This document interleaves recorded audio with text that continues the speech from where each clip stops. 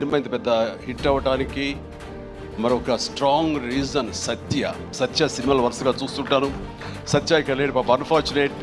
రావాలని చాలా ఉత్సాహంగా ఉన్నాడని నాకు చెప్పాడు మనవాడు. అండ్ బిజీగా ఉన్నాడు. ఓకే, ఇలాంటి ఈవెంట్స్ రాకపోయినా సరే ఇది ఎలాగైనా చూస్తాడు తను. ఈ పాటికే లైవ్ చూసేస్తుంటాము. సత్య నువ్వు చూస్తుంటావు, నాకు తెలుసు, అర్థమైంది. ముందు నీకు షూటింగ్ ఉంది, అక్కడ షార్ట్స్ ఉన్నాయి, తర్వాత చూసుకోవచ్చు, షార్ట్లో వెళ్ళు. ఈ సినిమాలో చాలా బాగా చేసావు. ఎంత అంటే ఏంటి తను అని చెప్పేసి నీ కోసం ఈ సినిమా మరొకసారి కూడా చూడాలంత బాగా చేసావు.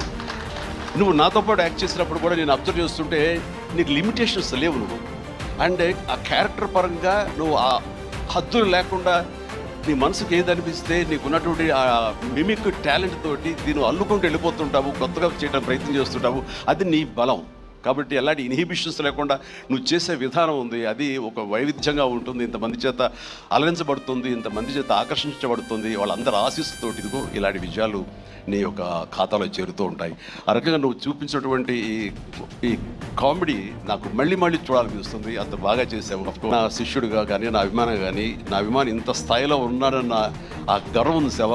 అది నేను కొన్నా సరే ఎలాగైనా నేను మాటలు చెప్పాను, అంత ఆనందంగా ఉంది. ప్లీజ్, ఐరన్ పిల్లర్స్ మన వరుణ్ తేజ్.